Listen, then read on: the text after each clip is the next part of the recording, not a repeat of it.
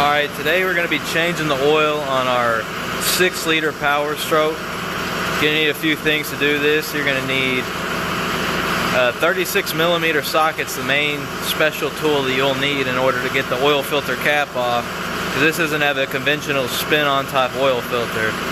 Then you're going to need your oil, and you need a drain pan that'll hold at least 15 quarts of oil, because this engine holds 15 quarts of oil. It's a lot more than your regular Ford Focus or Chevy Impala. But as you can see, we got the engine warming up. That way the oil will run real thin. That way when we change it, it'll flow out of there nice and easy. Alright, now that we got the engine turned off, let's talk about what we got going on here. I believe with the 6-liter Power Stroke engine, it's very important to use a high quality oil, because the injectors are fed by high pressure oil. So there's a lot of tight tolerances in this engine that will clog up due to dirty oil, poor oil. I like to use synthetic oil as well, and I use AMS oil just because. And then I also add a friction modifier. That'll put a thin film around everything, and the film is almost unbreakable inside your engine. Helps prevent wear, helps prolong the life of your injectors, because injectors are a service item on this engine, unfortunately. And use an OEM filter. They make bigger filters that claim they have more filtering capacity, but the pleats fall apart on them. I just like to stick with the OEM FL 2016 oil filter. But let's go underneath it and we'll start draining the oil. This engine has a 19mm drain plug. We already broke it loose, so we'll go ahead and loosen it by hand. Sometimes they get stuck. Of course this one does. Help it along.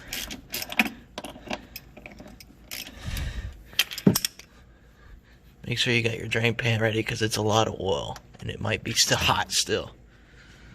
Yeah, super.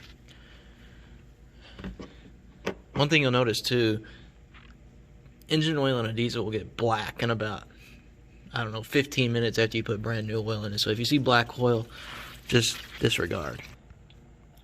Now that the oil's just about done draining, you can go ahead and put your drain plug back in and make sure you put a new copper washer on it to help seal it. Go ahead and put that back in there.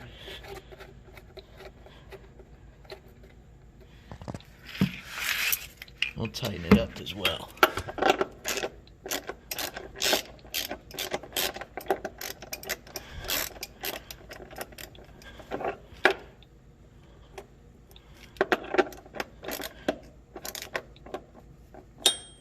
You don't want to get it too tight, because you do not want to strip the threads on this oil pan. Okay, that's done. Now we'll go up top and do the oil filter. Like I said in the beginning of this video, this engine has a very odd oil filter design. It's on the top of the engine under this cap. So you need a 36mm socket. Make sure you don't strip it. And start loosening it. Then once you get it loose enough, you can just take it off by hand. It is long-winded, so it might take a little bit. There we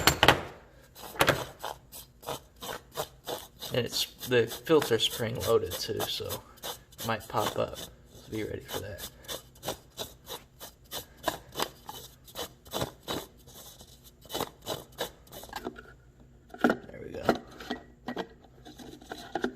And it just pulls straight up and out, like that.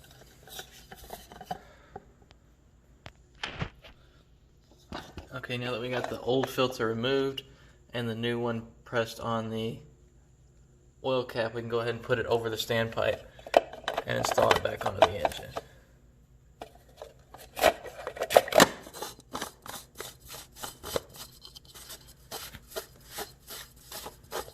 Thread it on as far as you can by hand, and then you're ready to tighten it. One thing I forgot to mention that's absolutely crucial is to replace this O-ring on this oil filter cap. Every filter you buy will come with a new one, you need to replace it. That way you do not have any oil leaks going forward after you do this oil change. Now that you got the drain plug back on and the oil filter cap on, you can go ahead and add your oil and add your friction modifier. Now one thing I do want to note is this engine holds 15 quarts, so you only want to put about 14 quarts back into it, but check as you go along because the high pressure oil system will hold a little bit of oil, so just be ready for that. Now that we've added all our oil, we can go ahead and remove the funnel and put the oil fill cap back on. It's worth noting too, this engine took 13 quarts of oil, and the book says it holds 15, which makes pretty good sense because the high pressure oil system will hold some. It just won't come out of there. But we did let it drain for about 10 minutes, so whatever was in the oil pan or in the heads or the valley is out. So let's go ahead and start it up, see what it sounds like.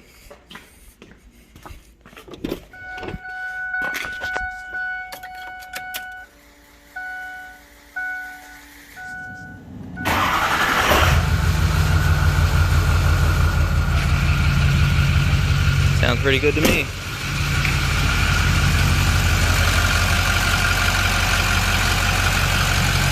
If this video helped you, please comment, like, and consider subscribing, and I will be back with more DIY car